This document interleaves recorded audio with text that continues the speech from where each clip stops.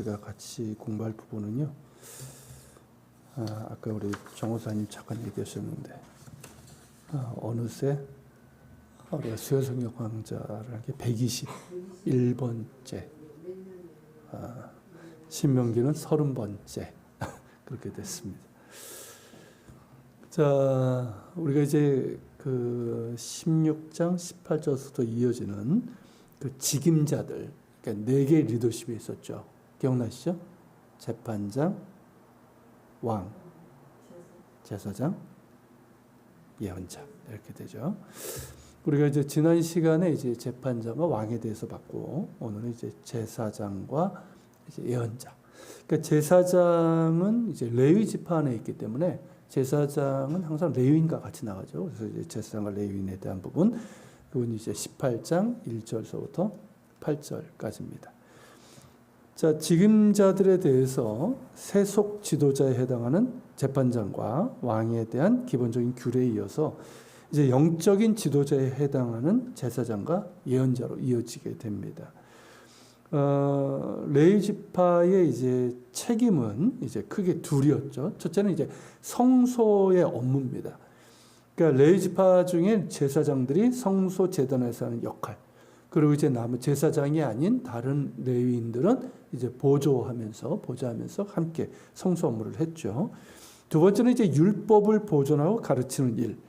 율법을 보존한다, 이거는 뭐냐면 언약궤 있죠. 그 십계명 돌판, 그거를 반드시 제사장들 그리고 레위인들이 이제 옮기고 또 이제 뭐 그 보관하고 이런 것들 다 했죠. 그리고 이제 가르치는 일을 했습니다. 이게 이제 나와 있는 부분이 이제 신명기 33장 10절인데, 이게 이제 모세가 이제 각 지파들을 이제 축복하면서 기도하는 내용 중에 나와요. 레위 지파에 대한 겁니다. 자, 주의 법도를 야곱에게, 주의 율법을 이스라엘에게 가르치며 주 앞에 분향하고 온전한 번제를 주의 제단 위에 드리리로다. 그렇죠? 여기 나오죠. 주의 법도와 율법을 이스라엘에게 가르치고 주 앞에 분향하고 온전한 번제를 주의 제단 위에 드리리로다. 그러니까 성소 업무와 율법을 보존하고 가르치는 일, 이거죠. 그 외에도 이제 두 가지 이제 이 직무 외에도 다른 업무들이 있었죠.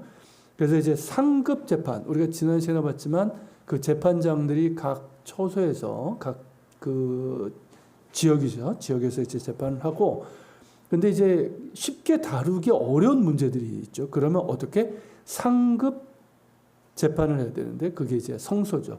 그러니까 주로 이제 도피성과 같은 이제 제사장이 있는 곳에 가서 하는 이것이 있었고, 군대와 관련된 부분도 있습니다.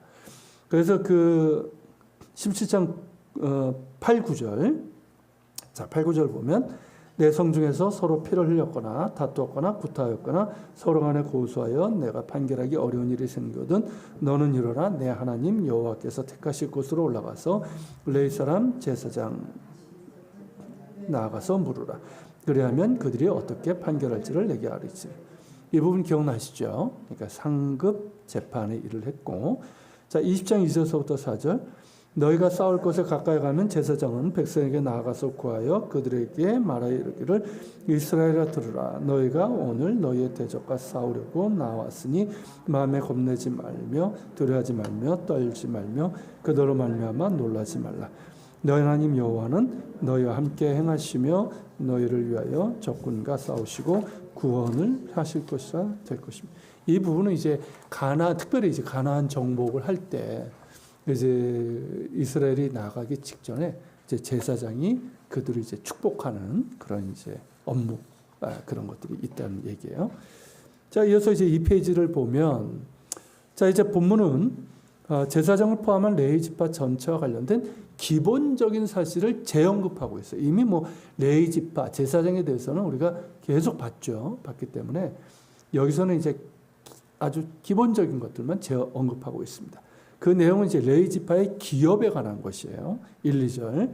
레위 사람 제사장과 레위 온 지파는 이스라엘 중에 분깃도 없고 기업도 없을지니 그들은 여호와의 먹을 것이다. 그들이 그들의 형제 중에서 기업을 가지지 않을 것은 여호와께서 그들의 기업이 되심이니 그들에게 말씀하심 같으니라. 자, 레위 지파는 우리가 아는 것처럼 다른 지파들과 달리 땅을 분배받지 못했죠. 가나안 땅이 이제 다 분배가 됐는데, 그러니까 아직 가나안 땅에 들어가지 않은 신명기의 지점에서 본다면 유다, 에브라임, 므낫세 이런 지파들은 다 자기 지파 이름으로 이제 서게 되지만은 이제 레위라고 불릴 땅이 없을 겁니다. 대신 이 레위 지파는 다른 모든 지파들 가운데 두루 흩어져 있는 48개의 성읍, 그러니까 각 지파마다 이게 있는 거예요. 그러니까 거기에 레위 성읍이 있는 거예요. 레위 성읍. 우리가 이제 법계를 이제 다시 돌려보내는 과정에도 이 레위 성읍들이 나옵니다. 그러니까 이 블레셋에서 이제 그 뺏겼다가 돌려보내죠. 돌려보내는 거기에 레위 사람들이 있기 때문에 이제 보낸 거예요. 거기가 이제 그 베시아림 그런 지역들이죠. 자, 어쨌든 이런 이제 48개 성읍들과 그 주변, 성읍 주변의 목초지를 이제 받았습니다. 그게 이제 민수기 35장 1절서부터 8절에 나와요. 또한 그들은 백성이 하나님께 드리는 예물과 제물 중에서 제사장에게 돌아오는 몫이 있죠. 그 몫으로 부양을 받아야 돼요. 그러니까 제사장에게 들어가지만 제사장들이 다 그걸 쓰는 것이 아니라 그걸로 다른 레위인들도 같이 이렇게 할 수 있도록 나누게 됩니다. 그러니까 2절 끝에 그들에게 말씀하심 같으니라라는 것이 바로 그 내용이에요. 그게 이제 민수기 18장에 나옵니다. 그리고 레위 지파는 백성이 이제 야훼께 바친 것으로 부양을 받아야 했기 때문에 여호와께서 그들의 기업이 되심이 되는 거예요. 무슨 의미인지 아시겠죠? 그러니까 하나님께 바친 거를 그들이 이제 그들에게 또 부양이 되는 거기 때문에 하나님께서 그들의 이제 기업이 되는 것이죠. 근데 이거는 우리가 이제 참 오해하는 경우가 많은데, 뭐 금욕적인 가난한 삶에 대한 종교적 경건, 그러니까 이거를 빙자해서 어떤 금욕적인 가난을 요구하거나, 그러니까 강요된 청빈이라는 표현을 써요. 이런 걸 말하는 것이 아니에요. 이게 지금 그 이스라엘 시대도 그렇고 지금까지도 이게 잘못된 해석을 하는 경우가 있어요. 그런 의미가 아닙니다. 오히려 야훼 백성이 야훼를 충실히 예배하고 언약적으로 충실한 그만큼 그들이 받은 기업의 축복을 레위 지파도 함께 온전히 누릴 것이라는 선언이라는 거죠. 그러니까 이스라엘 백성이 하나님께 이제 언약적으로 충실할 때 하나님께서 그들의 필요를 채워주신다고 그러셨잖아요. 그 필요를 누구도 레위 지파도 함께 누리게 되는 거죠. 그러니까 언약에 충실한다는 것이 그 율법에 따라서 순종하며 사는 것뿐만 아니라 하나님께 온전히 예배드리고 또 온전히 11조나 이런 예물들을 온전히 드리고 그런 가운데서 이제 함께 레위 지파도 그 복을 누리게 되는 이 선언이라고 할 수 있는 거예요. 그러니까 이스라엘이 하나님께 언약적으로 충실할 때 레위 지파도 다른 지파들과 함께 모두가 그 축복을 누리게 될 것이라는 약속이라고 할 수 있습니다.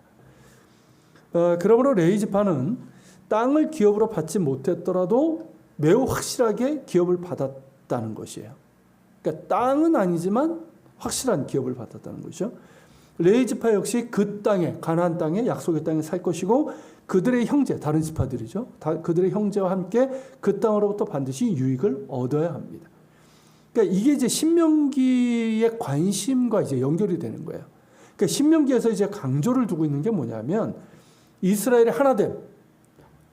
그러죠. 그러니까 이들이 이제 그 이스라엘의 노예였고 허다한 잡족들이 같이 있었고 광야 40년 동안 보여준 모습을 보면 심히 우려되는 게 많잖아요.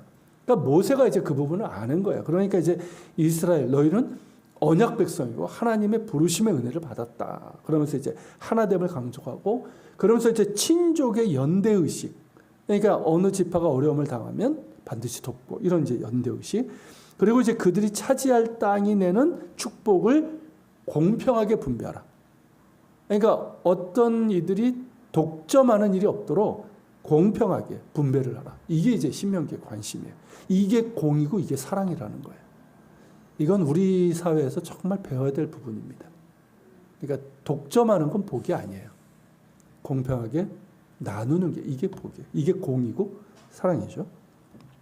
자, 이런 관심사가 레위 지파에게도 동일하게 적용되는 거예요. 그러니까 그런 면에서 레위 지파의 삶의 수준, 그리고 이제 복지가 신명기적 공의와 사랑의 기준 중 하나이고 그 성공 또는 실천 여부의 잣대가 될 수 있는 거예요. 그래서 그 예언서나 그 예언자들이 책망하고 이제 그 열왕기나 역대기 이런 데 보면은 항상 이제 이스라엘이 불법을 행하고 그리고 이제 그 가난한 자들을 착취하고 억압하는 그런 내용 중에 꼭 레위지파가 나와요. 그러니까 레위지파들이 이런 기업을 제대로 못 받으니까 어떻게 됩니까? 먹고 살기 위해서 다른 일을 하게 되는 거예요. 그러니까 이게 이제 하나의 이제 잣대인 거예요. 그러니까 신명기적인 공의와 사랑을 기준이고 이거를 실천하고 있는가 여부가 이 레위 지파의 삶의 수준과 복지와 연결이 되어 있다는 것이죠. 자, 3절부터 5절입니다. 제사장이 백성에서 받을 목은 이러하니 곧 그들이 드리는 세물의 소나 양이나 그 앞다리와 두 볼과 위라. 이것을 제사장에게 줄 것이요 또 내가 처음 곡식과 포도주와 기름과 내가 처음 깎은 양털을 내게 그에게 줄 것이니 이는 내 하나님 여호와께서 내 모든 지파 중에서 그를 택하여 내시고 그와 그의 자손에게 항상 여호와의 이름으로 서서 섬기게 하셨습니다. 자, 이 부분은 이제 백성이 하나님께 바치는 예물과 제물 중에서 제사장들이 받을 몫을 요약하고 있는 거예요. 그러니까 자세한 내용은 이제 레위기 7장 28절부터 36절, 민수기 18장 8절부터 32절에 더 자세하게 기록되어 있습니다. 여기서 이제 요약이에요. 따라서 여기서 강조점은 뭐냐면 세세한 법령의 반복이 아니라 그 법령의 핵심을 강조하고 있는 핵심. 그러니까 레위 지파가 백성들이 야훼께 바치는 제물과 예물 중에서 그 몫을 받을 수 있는 이유가 뭐냐? 내 하나님 여호와께서 내 모든 지파 중에서 그를 택하여 내시고 그와 그의 자손에게 항상 여호와의 이름으로 서서 섬기게 하셨기 때문이라는 거예요. 다른 이유 없어요. 이거예요. 그런데 이제 이 근거가 이스라엘 택하신 것과 같다는 거죠. 그러니까 열방 중에서 이스라엘 택하신 거잖아요. 그들이 잘나서 택한 게 아니에요. 레위 지파도 광야에서 사실 어땠습니까? 반역을 행했던 자들이에요. 근데 이제 뭐 사실 인간적인 조건에서 보면 그렇게 썩 답답치 않아요. 그죠? 그러니까 뭐 이스라엘도 마찬가지였고, 그러니까 열방 중에서 이스라엘을 택하신 것처럼 이스라엘 모든 지파 중에서 레위 지파를 택하셨고, 또 열방 중에서 이스라엘이 하나님을 섬기는 것처럼 레위 지파는 항상 야훼 이름으로 서서 섬기게 하신 것이죠. 이해가 되시죠? 이런 의미에서 이제 그 레위 지파는 모범적, 그러니까 모델적인 이제 이스라엘이라고 할 수 있는 거예요. 그러니까 하나님께 택한 바다 하나님만을 섬긴다는 점에서 그러하고 이스라엘이 하나님을 의존하는 백성이잖아요. 그렇듯이 레위 지파는 백성에게 의존하는 거죠. 그러니까 백성이 하나님 앞에 충실할 때 이제 레위 지파 역시 이제 그 삶이 이제 유지가 되는 것처럼 유익이 되는 것처럼 그리고 이스라엘이 하나님께 복을 받듯 레위 지파는 나머지 지파에게서 유익을 얻기 때문입니다. 이해가 되시죠? 그러니까 작은 의미에서 그러니까 모델적인 이제 이스라엘이라고 할 수 있어요. 자, 6절서부터 8절. 이스라엘 온 땅 어떤 성읍에든지 거주하는 레위인이 간절한 소원이 있어 그가 사는 곳을 떠날지라도 여호와께서 택하신 곳에 이르면 여호와 앞에 선 그의 모든 형제 레위인과 같이 그의 하나님 여호와의 이름으로 섬길 수 있나니 그 사람의 몫은 그들과 같을 것이요 그가 조상의 것을 판 것은 별도의 소유이니라. 자, 레위 지파의 거주지는 우리가 앞서 본 것처럼 이스라엘 지파 중 전역에 흩어져 있죠. 48개 그런 레위 지파. 그러니까 그들 중에서 레위 지파 중에서 더러는 중앙 성소에서 제사장으로 일하거나 또 제사장을 도왔단 말이죠. 물론 이제 지방의 성소들이 있죠. 도피처, 도피성과 같은 그런 곳에서도 섬겼고 또 가르치는 역할은 어디서나 수행할 수 있었어요. 그 레위 성읍에서만 머물러 있는 게 아니란 말이죠. 다른 이제 지파들과도 관계를 맺으면서 가르치는 일을 할 수 있었어요. 그런데 어떤 레위 지파 사람이 자기 성읍을 떠나서 중앙 성소로 이주해서 그곳에서 섬기려 한다면 이미 중앙 성소에 거주하는 레위인들과 같이 하나님의 이름으로 섬길 수 있을 뿐만 아니라 그들이 받는 것과 동일한 몫을 받아야 함을 명시하고 있습니다. 이를테면 뭐예요? 텃세 부리지 말라는 뜻이죠. 쉽게 말하면. 그죠?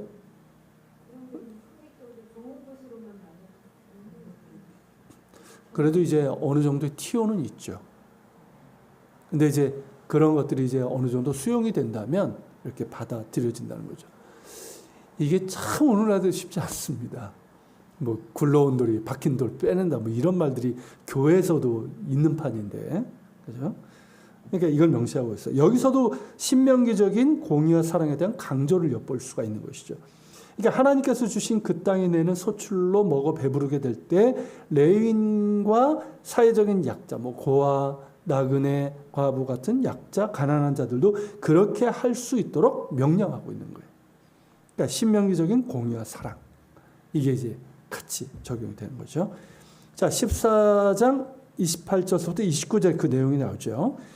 매 3년 끝에 그의 소산의 10분의 1을 다 내어 내 사업에 저축하여 너희 중에 분깃이나 기업이 없는 레위인과 내 성중에 거류하는 객과 및 고아와 가부들이 와서 먹고 배부르게 하라. 그리하면 내 하나님 여호와께서 내 손으로 하는 범사에 내게 복을 주시리라. 그죠?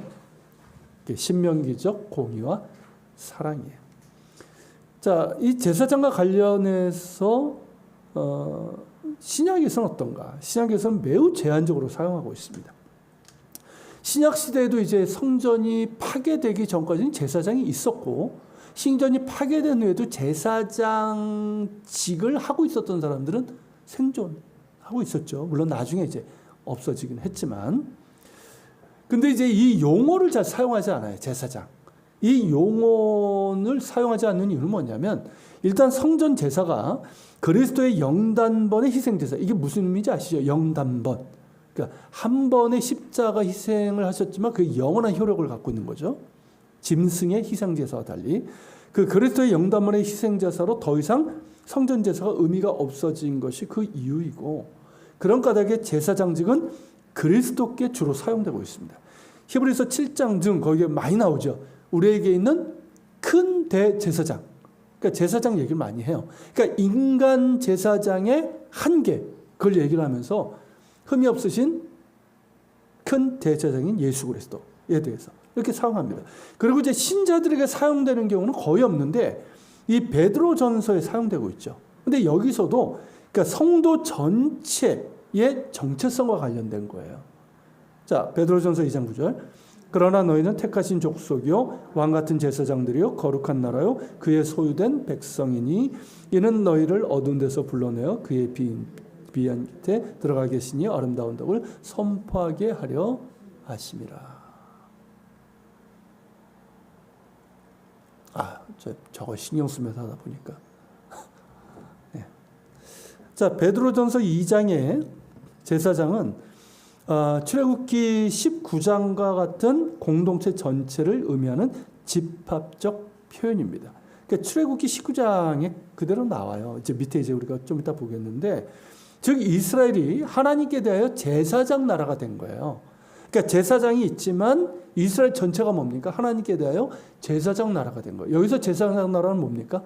하나님과 열방을 연결시켜주는 중보자로서의 역할이죠. 그러니까 선교적 사명이에요. 그러니까 그런 이제 제사장 나라가 된 것처럼 그리스도인들 역시 뭡니까? 왕 같은 제사장이라고 했을 때 뭡니까? 이게 선교적 사명이에요.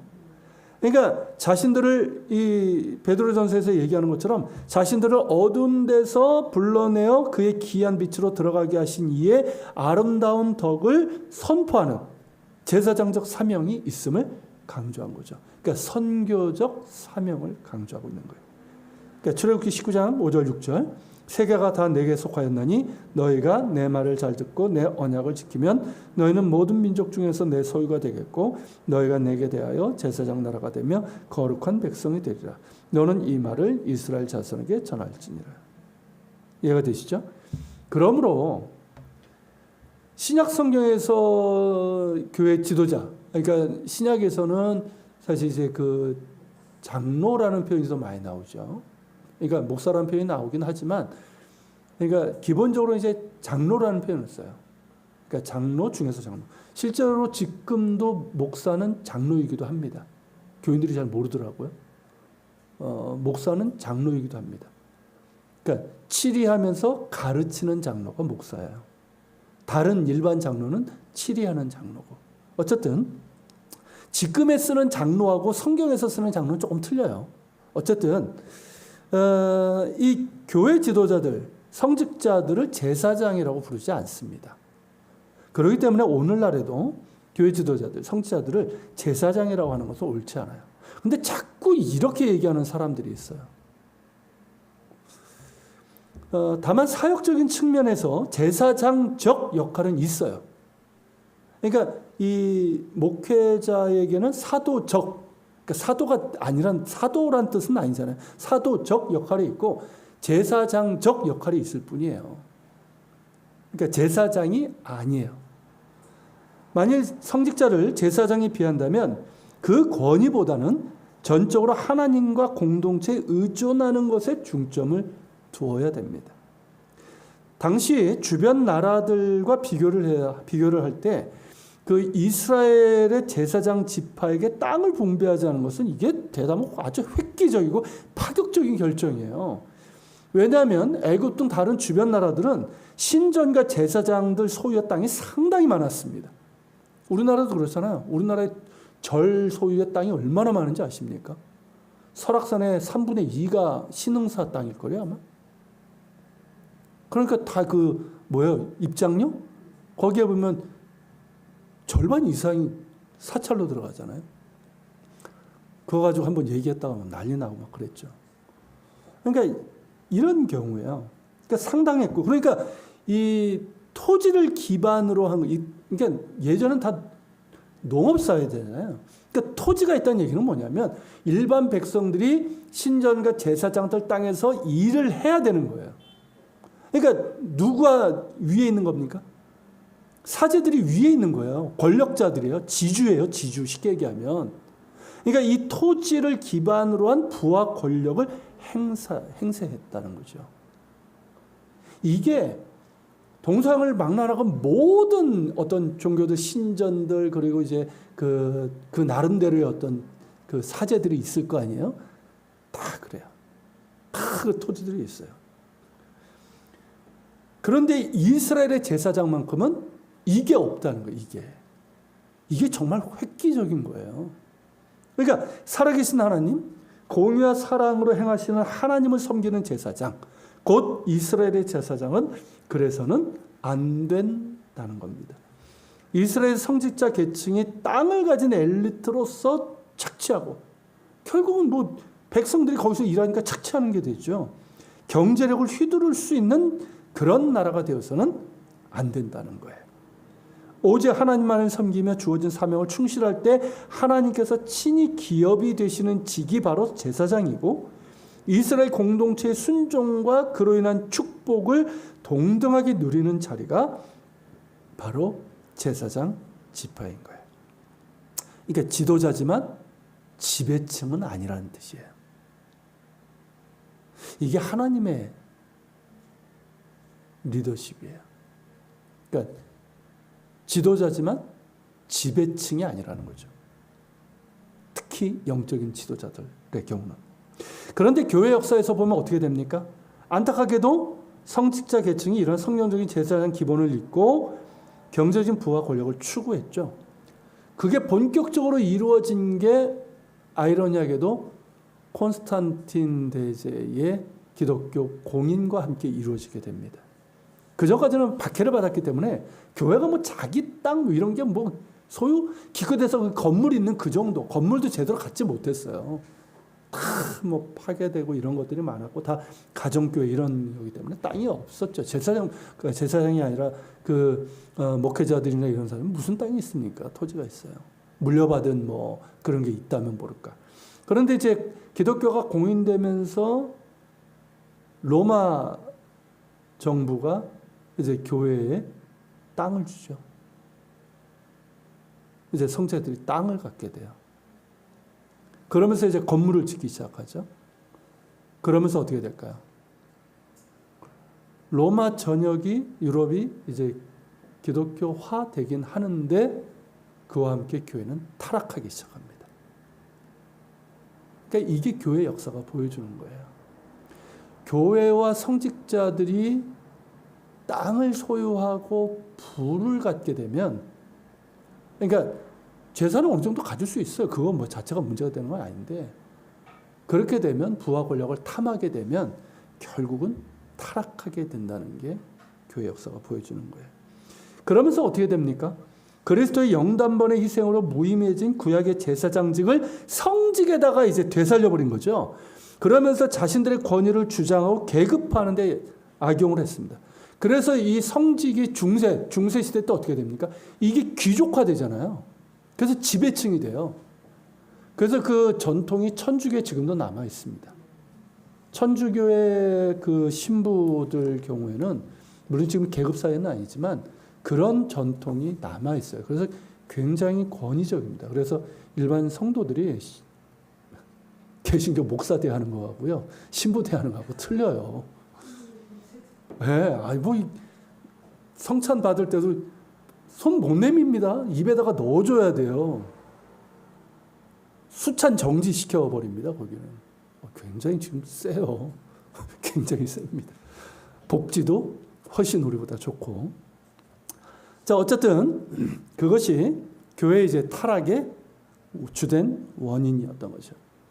그런데 그 탐욕의 과오를 지금 개신교가 따라하고 있는 것 같아서 안타깝고 주님께 죄스럽기 그지 없는 거죠. 목회자는 제사장이 아닙니다. 제사장적인 역할을 할 뿐이에요. 그리스도의 몸된 교회와 성도들을 섬기라고 부르신 종일 뿐입니다.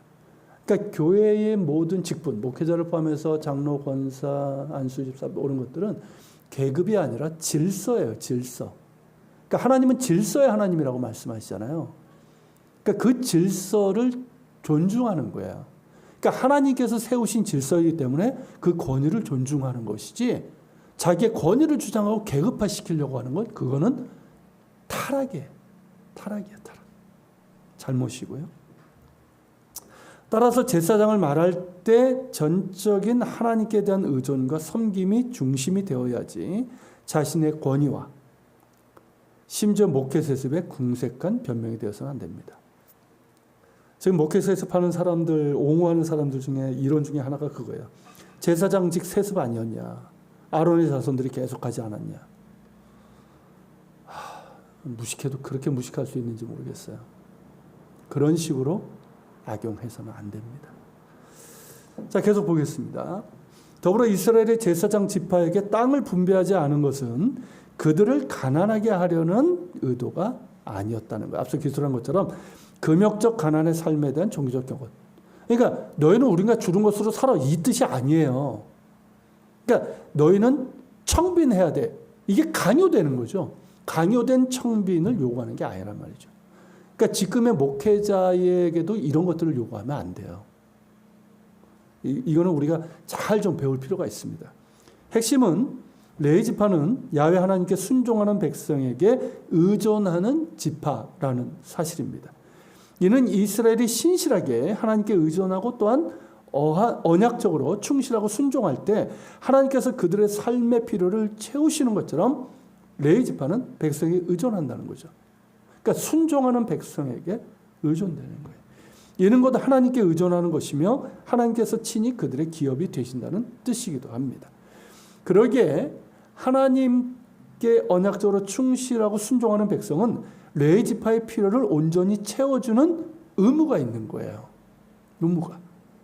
이러한 원칙. 그러니까 가령 이제 어떤 애는 가뭄이 들 수도 있겠죠. 소출이 적을 수도 있겠죠. 그래도 이 의무를 성실하게 해야 된다는 거죠. 이런 원칙, 곧 하나님을 섬기고 하나님의 백성을 가르치는 사람들이 하나님의 백성에 의해서 삶의 필요를 공급받아야 되는 원칙은 신약에서도 그대로 적용이 됩니다. 갈라디아서 6장 6절이 그거예요. 가르침을 받는 자는 말씀을 가르치는 자와 모든 좋은 것을 함께하라. 모든 좋은 것을 함께하라. 이게 뭐냐면 하나님께서 너희들에게 주시는 그 물질적인 것들도 같이 나누라 이 뜻이에요.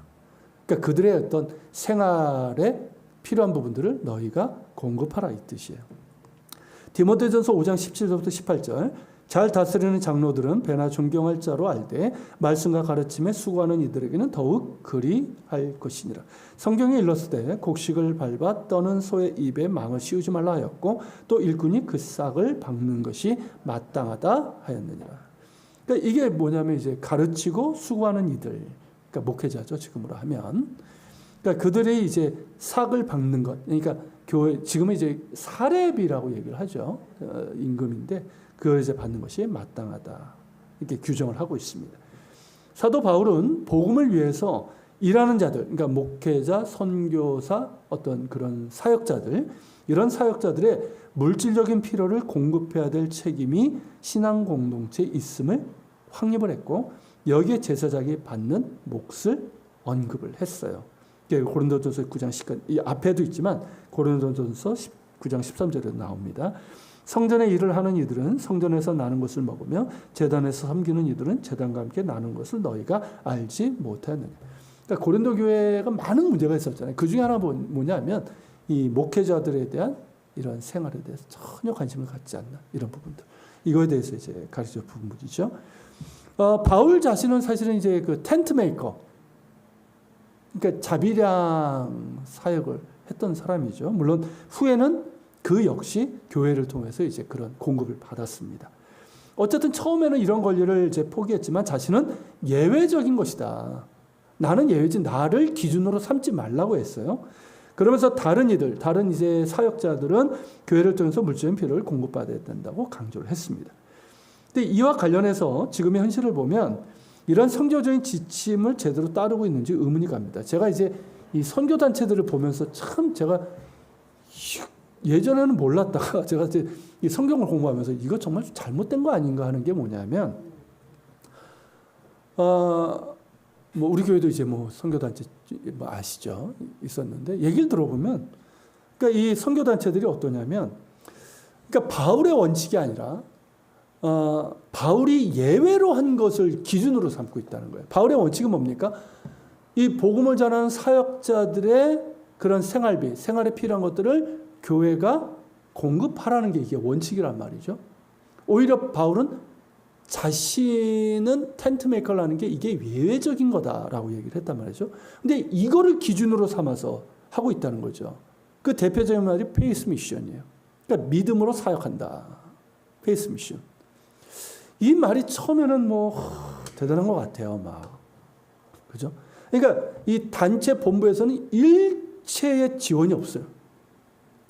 그러면 먹고 살아야 될 거 아니에요. 싱글, 특히 결혼해봐요. 뭐 교육비도 들고 이게. 근데 그거를 다 사역자가 외부에서 다 이렇게 후원을 받아야 되는 거예요. 근데 이게 후원이 어떤 때는 끊어지기도 하고, 일방적으로 끊어지기도 하고, 불규칙하고, 그리고 이제 어떤 사람들은 그 후원을 위해서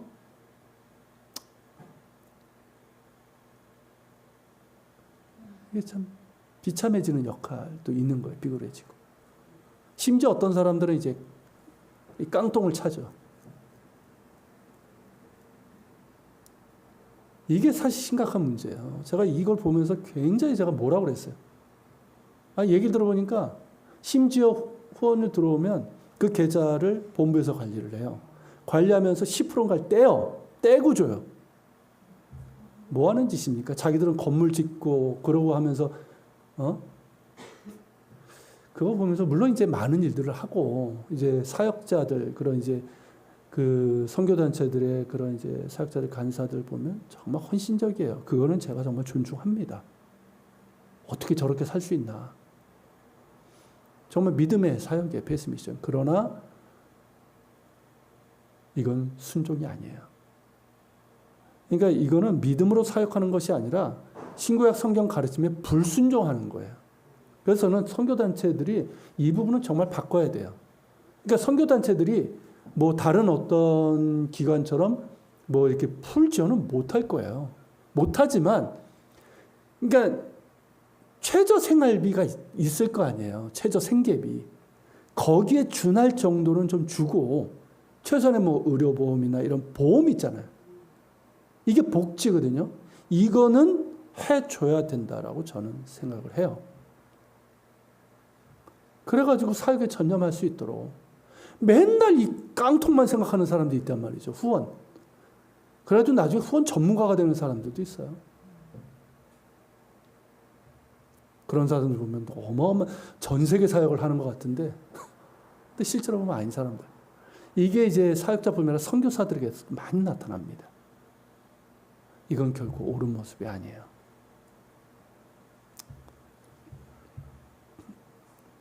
좀 따지고 싶어요. 이런 거는 그냥 좀 하고 싶은데 따져봤자 뭐 제 말이 통할 것 같지도 않고 어쨌든. 그리고 이제 목회자 사례비, 우리가 이제 이 부분은 공부하는 거니까 좀 다루면, 그 목회자 사례비 같은 경우는 천주교는 기본적인 게 같습니다. 처음에 똑같이 시작해요. 그리고 이제 매년 몇 프로씩 이제 올라갑니다. 그리고 거기는 뭐 결혼 안 하니까 쭉 하고, 심지어 천주교 신부들은 은퇴가 없어요. 그러니까 정식 사역으로서 이제 그만두는 나이는 있는데 꽤 나이도 깁니다. 그러고 나서도 계속 그 천주교에서 생활비가 지원이 돼요. 똑같이 지원이 돼요. 그러니까 이제 은퇴 이후의 삶에 대해서 염려가 없어요. 그리고 이제 그 성모병원 있잖아요. 그 병원에서 다 무료로 다 치료해 줍니다. 원불교도 그렇고 불교도 다 그래요. 개신교 목사만 자기 돈 내고 치료받아야 되고, 뭐 은퇴 이후 이런 거 없습니다. 그리고 이제 이 개신교가 뭐가 문제냐면, 그러니까 타락한 중세교회에 대한 개혁으로 나왔고, 그러면서 이제 교황의 어떤 권위를 부인하면서 개교회주의가 됐는데, 이게 이제 문제가 되는 거예요. 이게 이기적인 개교회주의가 되면서 이제 심한 양극화 현상을 보이고 있다는 것이죠. 그러니까 코로나 사태를 거치면서 이게 더 현상이 심화되고 있어요. 최근에 제가 이제 목회 연구소 데이터 그 이제 전국 교회를 그 조사하는 그 기관이 있는데, 거기 데이터를 보니까 더 이게 심해졌다는 거죠. 그러니까 일반 사람들은 목사가 부자인 줄 알아요. 저희 막내도 친구들이 예전에 그랬대요. 야, 너 아빠 목사야? 와, 부자겠다 이랬대요. 그렇지만 실제로 어떻습니까? 그러니까 흔히 말하는 연봉 1억 이상 되는 목사는 0.1%도 안 되죠. 대부분 이제 7, 80%는 최저 생활비 수준으로 사는 게 사실 현실입니다. 그 이하도 많고요. 그러니까 게다가 이제 교세가 지금 침체되고 있잖아요. 그리고 이제 목회자 수급 문제. 그러니까 신학교 졸업생 목사 안수 받는 사람들은 많아지는데 자리는 별로 없는 상황. 그러면서 이제 목회자 이중직 문제, 그러니까 투잡, 이중직 문제가 현실적인 이슈로 부상되고 있어요. 그러니까 저도 예전에는 목회자는 하나님께서 주시는, 교회가 주신 것으로 살아야지 했는데, 지금 이렇게 제 주변에 있는 분들이나 제 후배들 이렇게 보면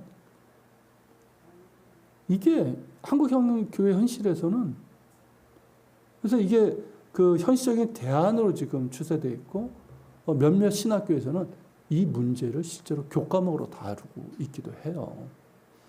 그러니까 어쨌든 이런 추세인데, 이게 참 어떻게 해야 되나 참 고민스러운 부분입니다.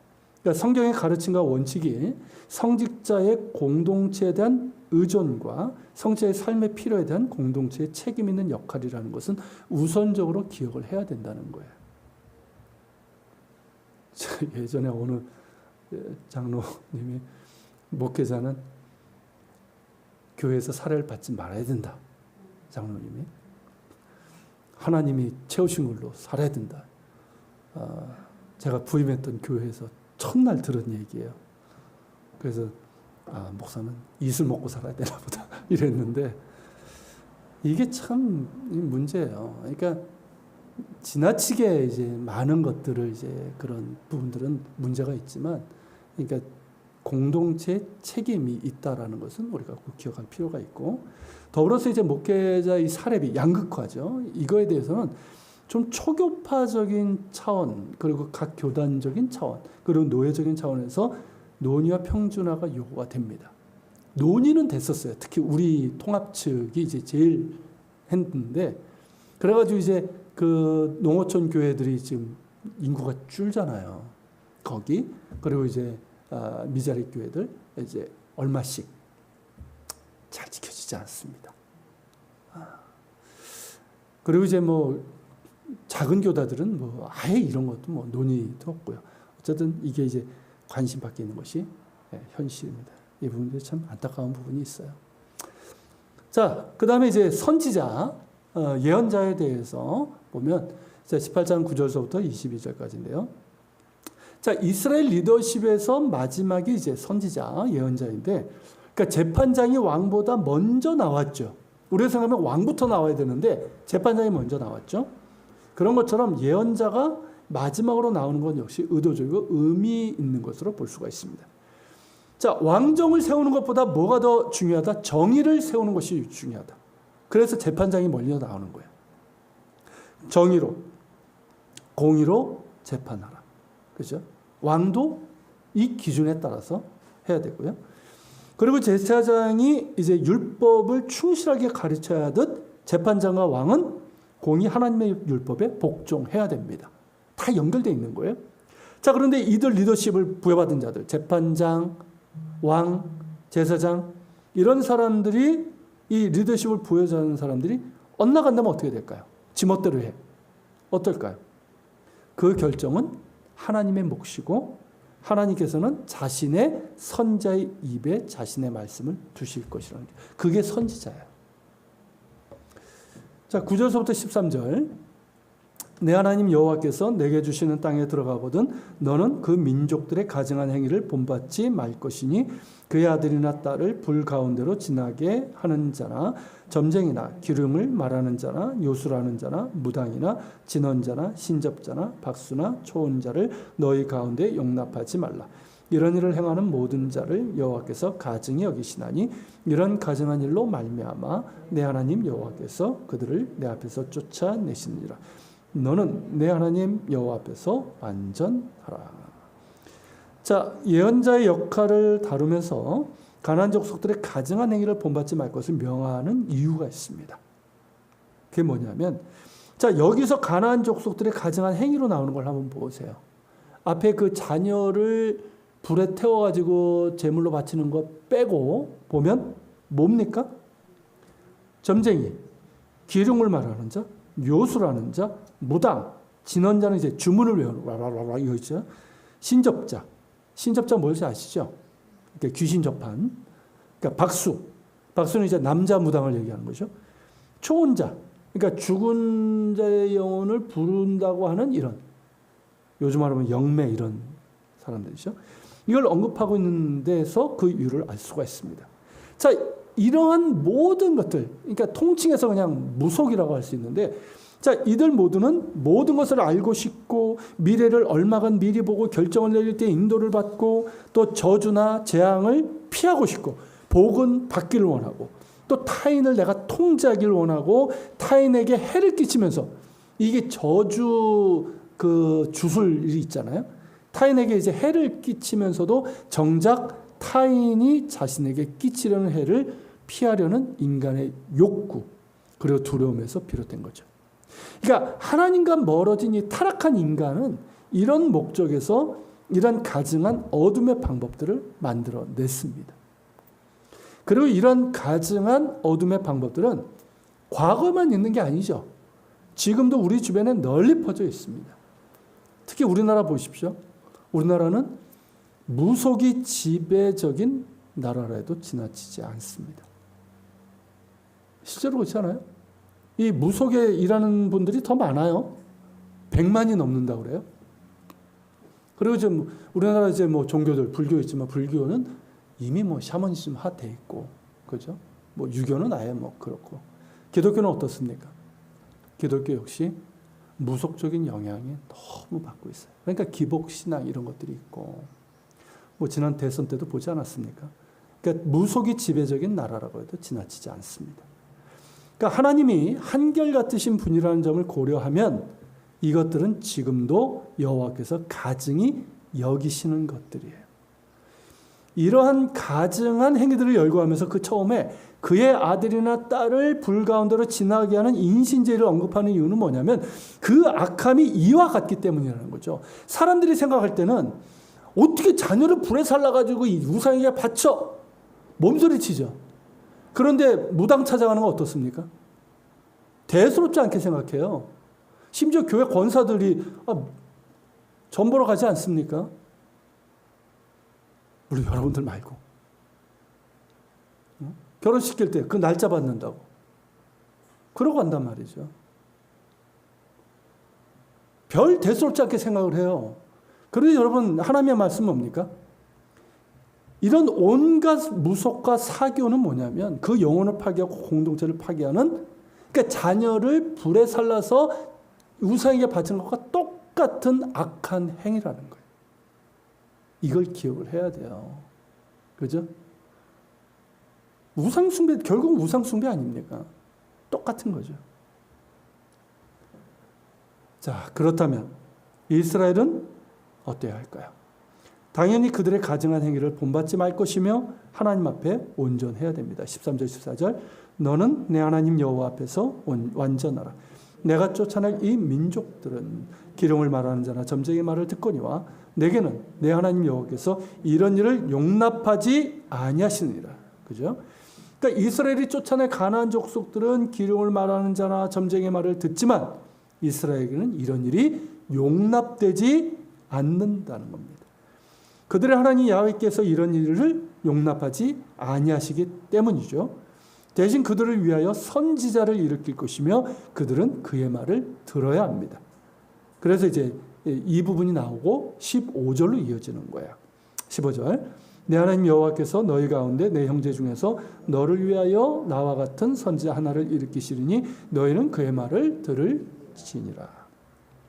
자, 가나안 족속과 달리 이스라엘은 하나님의 주도로 이루어지는 하나님과의 소통이 있게 될 것인데 이를 위해서 세우실 이가 바로 선지자, 예언자라는 것이죠. 그러니까 선지자를 세우는 것은 너를 위하여, 즉 이스라엘을 위해서요. 그러니까 이어지는 모세의 말을 보면 이 백성이 그 시내산에서 그 요구했던 것이기도 합니다. 16절이죠. 이것이 곧 내가 총회의 날에 호렙산에서 내 하나님 여호와께 구한 것이라. 곧 내가 말하기를 내가 다시는 내 하나님 여호와의 음성을 듣지 않게 하시고 다시는 이 큰 불을 보지 않게 하소서. 두렵건대 내가 죽을까 하나이다 하며. 그러니까 그 모세가 시내산에 올라가서 하나님으로부터 언약의 십계명 돌판을 받고 있을 때 산 아래에 있는 백성들은 두려워 떨고 있었죠. 그러니까 불 가운데서 말씀하시는 하나님의 그런 음성이 두려운 거예요.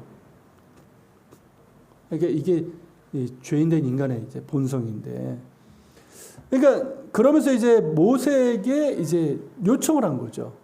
그러니까 우리가 이제 하나님의 음성을 직접 듣는 게 너무 무섭다. 그러니까 모세 당신이 하나님이 하시는 말씀을 다 듣고 우리에게 전하라. 그러면 우리가 듣고 행하겠다. 이렇게 약속을 한 거죠. 이게 이제 5장 부분에 나옵니다. 이러한 이제 그 백성들의 요청에 하나님께서 이제 허락을 하셨고 이후 모세를 통해 백성들에게 말씀하시게 되죠. 그리고 이제 모세의 삶의 끝 아닙니까? 그러니까 다른 사람이 얘기를 해야 되잖아요. 그러니까 모세와 같은, 그러니까 나와 같은 선지자를 일으킬 것이니 너희는 그의 말을 들으라 하신 거예요. 왜 이 말이 나왔는지 이해가 되시죠, 이제? 즉 선지자에 대해서 백성들에게도 책임이 있음을 상기시켜 주는 거예요. 선지자를 요구한 게 누굽니까? 백성들이에요. 그러니까 우리가 직접 너무 무서우니까, 그래서 이제 이 모세를 하나님의 말씀을 듣고 전하는 중보자로서 그들이 받아들인 거잖아요. 물론 그렇게 하겠다고 했음에도 수없이 진짜 모세 할아버지는 정말 존경하기에 너무 훌륭한 분이에요. 어쨌든 그렇게 이제 받아들인 것처럼 이후 하나님께서 세우신 선자들 역시 들을 귀를 가지고 듣는 책임이 너에게 있다.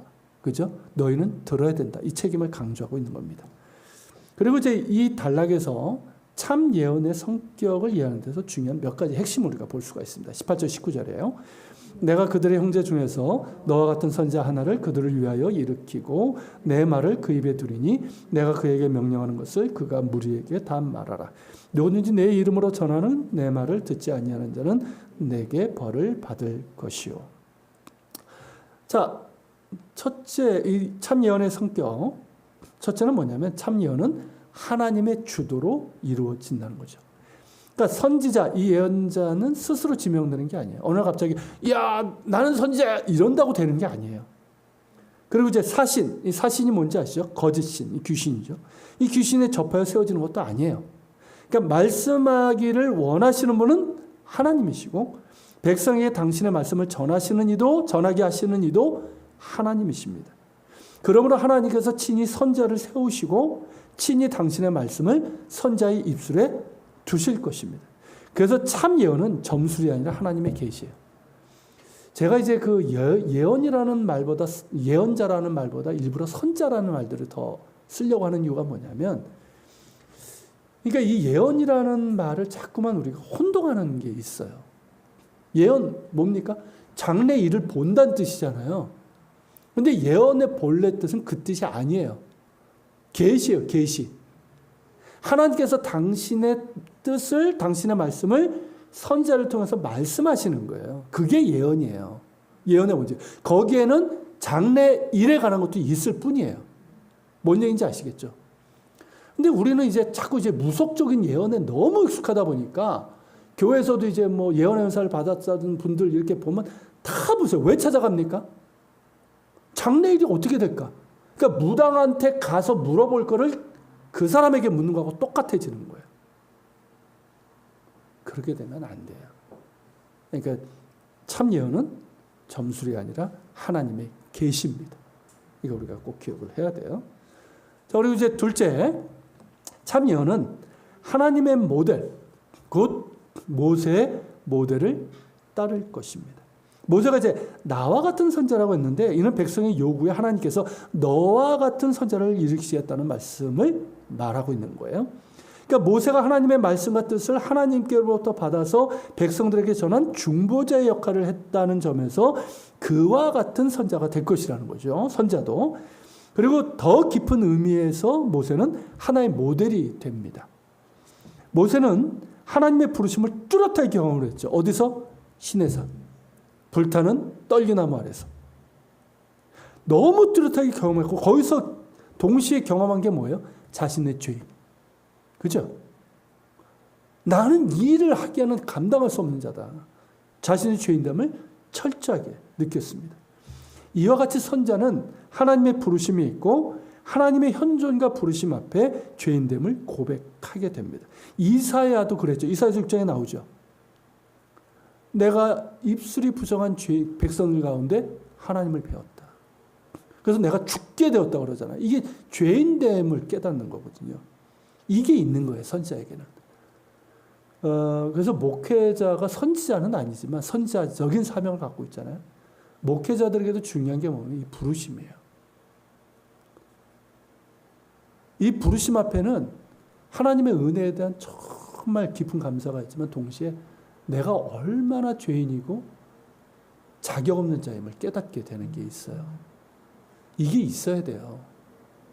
그러니까 아무나 막 뭐 주변 상황에서 자기 필요 때문에 목회자가 되고 이런 분들이 있는데 그런 부분에서 우려가 되는 부분이 있습니다. 나중에라도 이제 그걸 경험하면 괜찮은데 그런 부분들이 있어요. 자, 계속 볼까요? 또한 모세는 구체적인 필요와 위기 상황에 보냄을 받았고 그 상황에서 하나님의 백성과 정치 권력자, 바로죠.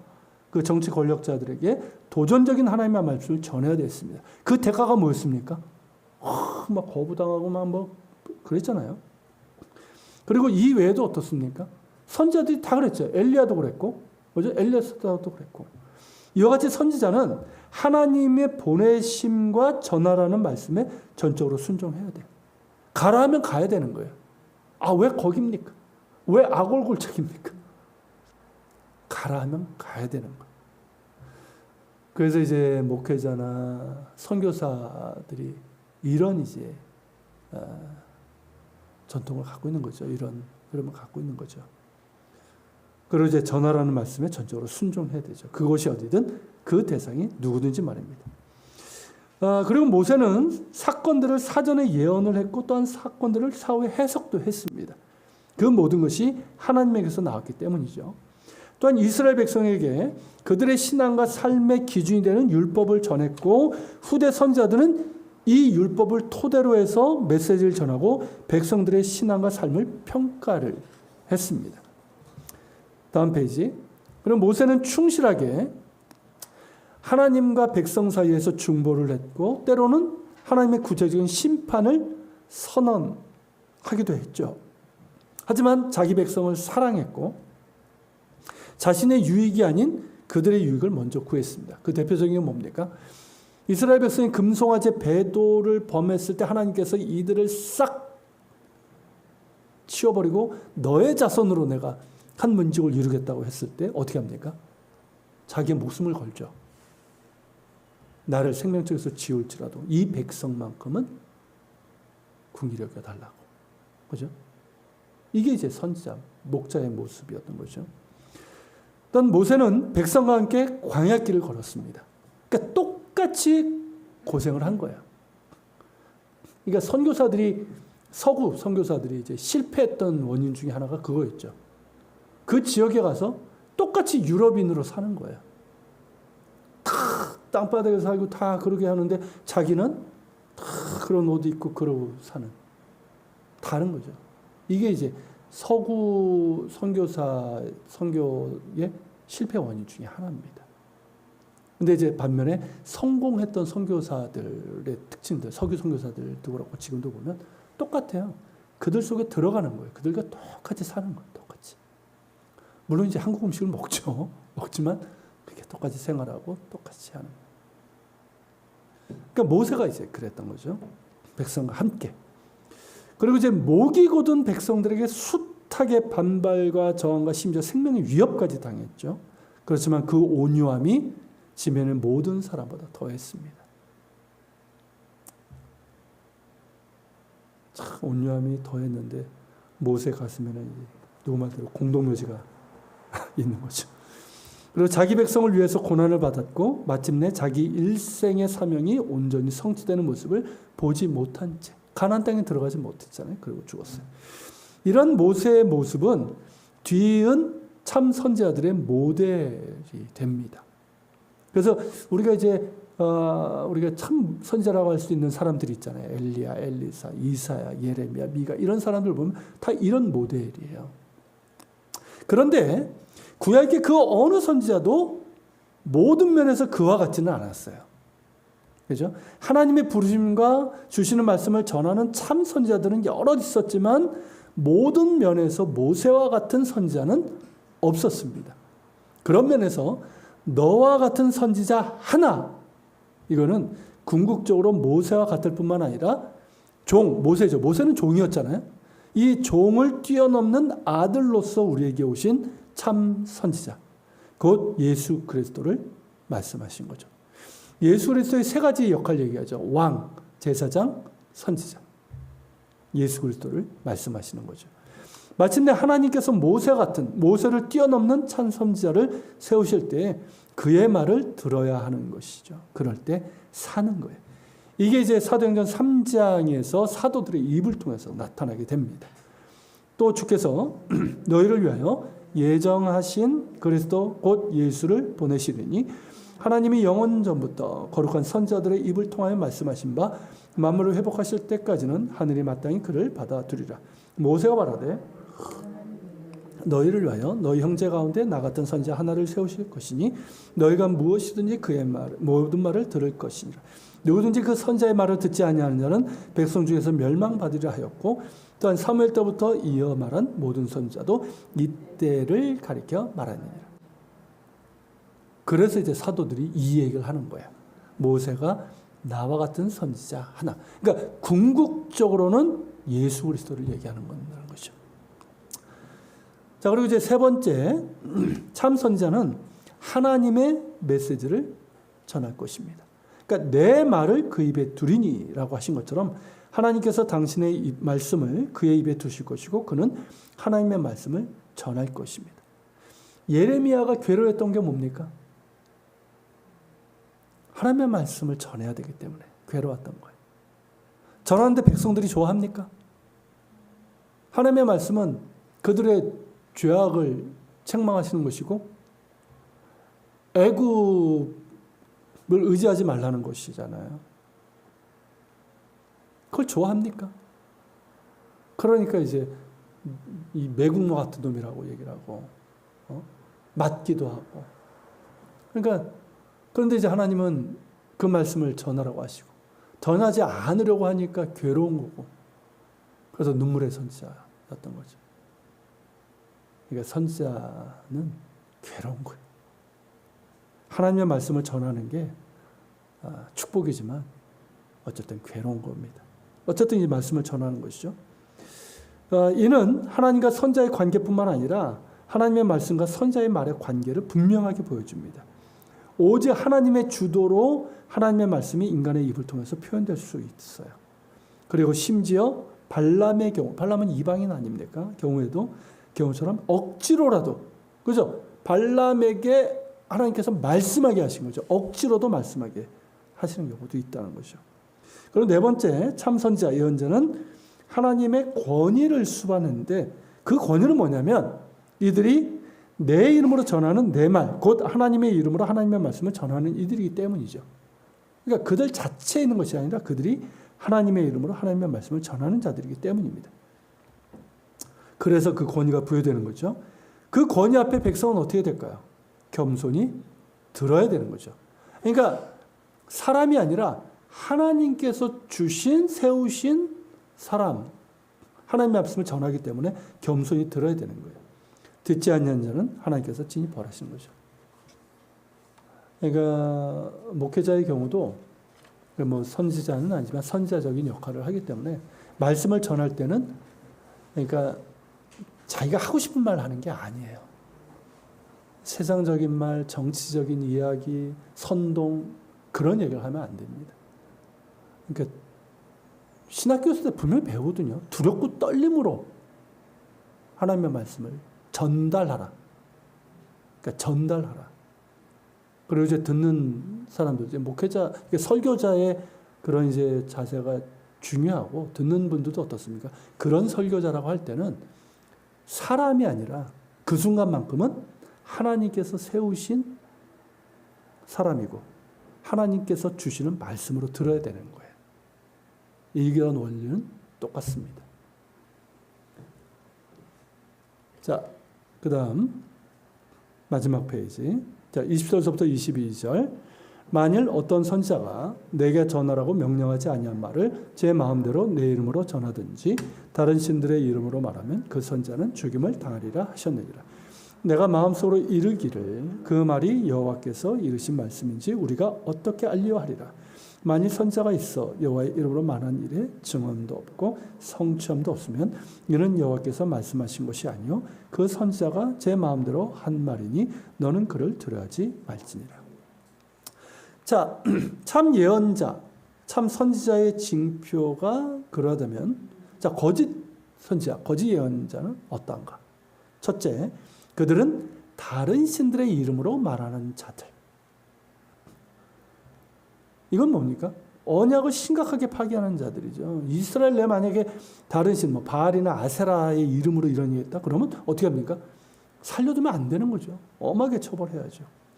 근데 두 번째가 더 은밀하고 위험한 위협이죠. 뭘까요? 하나님의 이름으로 얘기를 해. 하나님의 말씀이라고. 그런데 하나님이 전하라고 명령하지 아니한 말을 자기 마음대로 하나님의 이름으로 전하는 자들.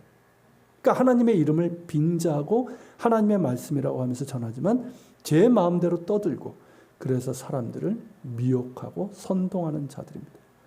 이런 자들이 훨씬 더 위험하고 그러게 엄하게 처벌해야 됩니다. 이런 자들이 요즘 얼마나 많은지 모릅니다. 자, 그렇다면 어떻게 그 말이 야훼께서 이르신 말씀인 줄 알 수 있는가? 그죠? 아니, 이 사람이 하나님의 이름으로 하나님의 말씀이라고 전하는데 일반 백성은 어떻게 알아요? 어떻게? 그게 뭐냐? 성취라는 거죠. 그러니까 어떤 선지자가 야훼의 이름으로 말한 일이 실제로 일어나지 않는다면 그것은 야훼께서 말씀하신 것이 아니라 선지자가 제 마음대로 한 말이라는 거죠. 그런데 제가 여기 넣지도 않았는데 나중에 성취된 다음에 그 사람이 진짜였구나. 이건 늦은 거 아닐 거예요. 예레미야가 그랬잖아요. 그때 예레미야는 오히려 거짓 선지자라고 막 공격을 받았거든요. 근데 누구의 말이 이루어졌습니까? 예레미야 말.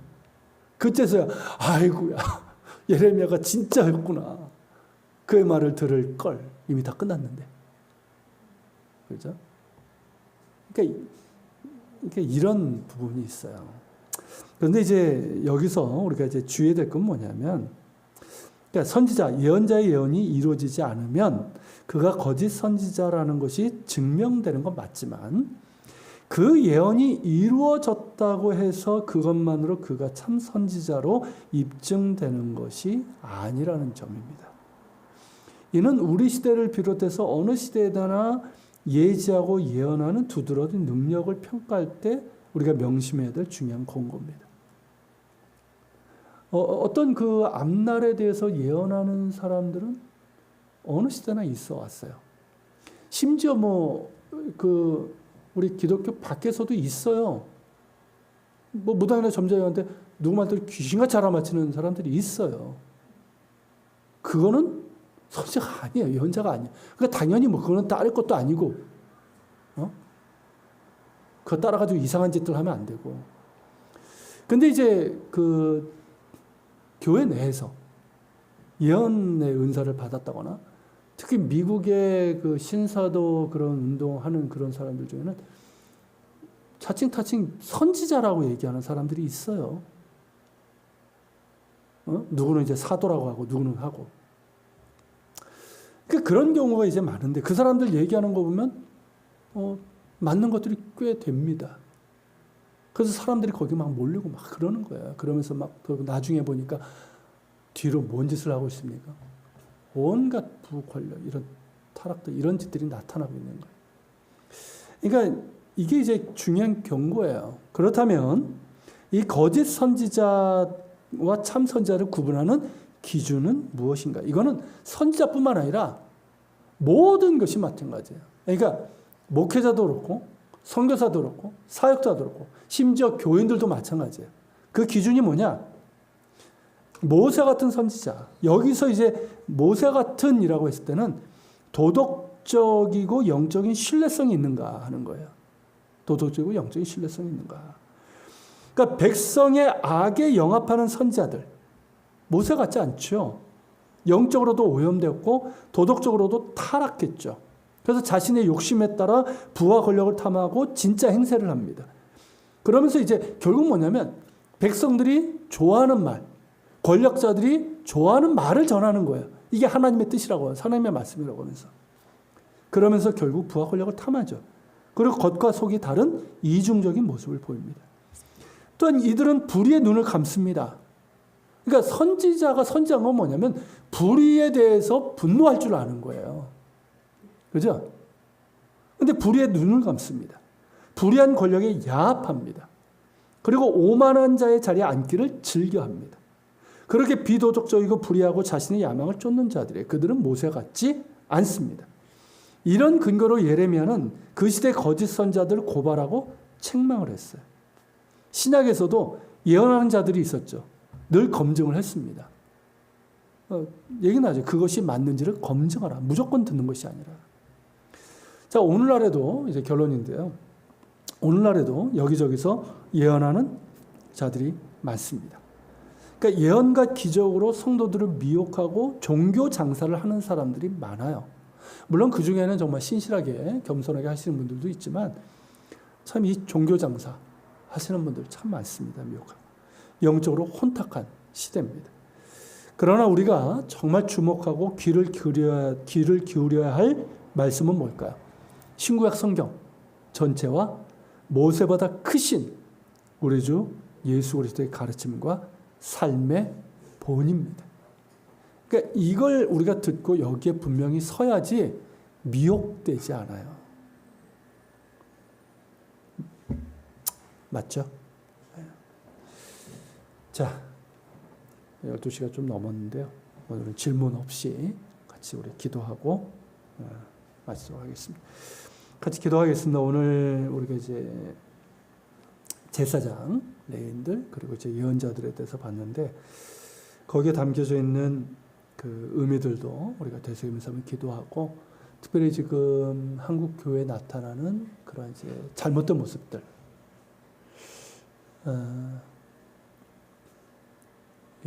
잠깐만 이제 성직화하는 모습도 문제거니와 또 이제 어떤 제사장들, 사역자들의 그런 이제 그런 생활과 복지에 관한 부분들, 많은 문제들 그런 부분들에서 기도하고 이 선지자들, 특별히 말세의 성도들이 구할 것은 영분별의 은사다라고 말씀하시는데 그 분별력은 다른 데서 나오는 게 아니잖아요.